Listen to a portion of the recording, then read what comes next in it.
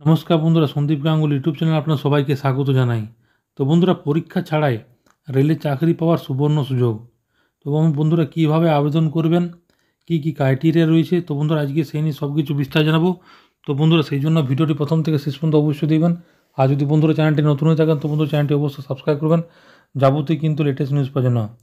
তো বন্ধুরা, আপনি যদি রেলওয়েতে একটি সরকারি চাকরি করতে চান তাহলে আমরা আপনাদের জানিয়ে রাখি যে উত্তর পশ্চিম রেলওয়ে রিক্রুটমেন্ট সেল জয়পুর ডিভিশনে 12 ফেব্রুয়ারি 2024 শিক্ষানিবেশ পদের জন্য নিবন্ধ প্রক্রিয়া বন্ধ করতে চলেছে।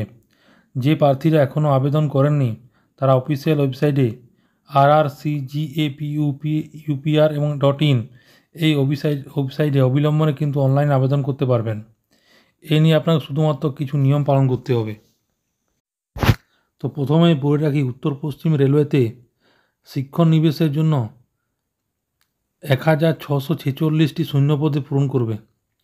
শিক্ষাগত যোগ্যতা এখানে বলা হয়েছে যে কোনো স্বীকৃত প্রতিষ্ঠান থেকে 10ম বা 12তম শ্রেণী পাস হতেই হবে। তাছাড়াও এই পদের জন্য আপনার আবেদনকারীকে ITI সার্টিফিকেট থাকতে হবে।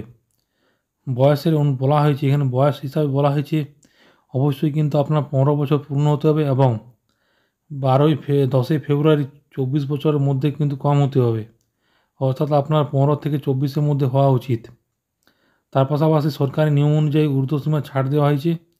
SC/ST জন্য 5 বছর এবং OBC সম্প্রদায়ের জন্য 3 বছর ছাড় দেওয়া হয়েছে এবং ফিজিক্যাল হ্যান্ডিক্যাপ যাদের আছে তাদের কিন্তু বয়স সীমা 10 বছর বেশি ছাড় দেওয়া হয়েছে। আবেদন ফি কত বলা হয়েছে? আবেদন ফি সাধারণ শ্রেণীর জন্য আবেদন ফি 100 টাকা রাখা হয়েছে।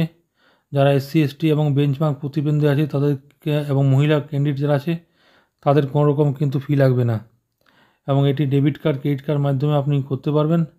বিস্তার জানার জন্য আপনাদের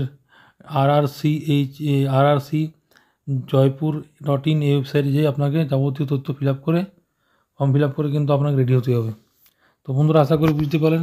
তো এইটা ছিল ছোট্ট একটা আপডেট। ভিডিওটা ভালো লাগবে এবং চ্যানেলটি অবশ্যই সাবস্ক্রাইব করবেন। মনে যদি বন্ধুরা কোনো কোয়েশ্চেন থাকে তো বন্ধুরা কমেন্ট বক্সে কমেন্ট করতে পারেন, নিশ্চয়ই সাহায্য করার চেষ্টা করবো। পরবর্তীকালে নতুন কোনো ভিডিও দেখাবে, তো তখন বন্ধু সব ভালো থাকবেন, সুস্থ সাবধান থাকবেন।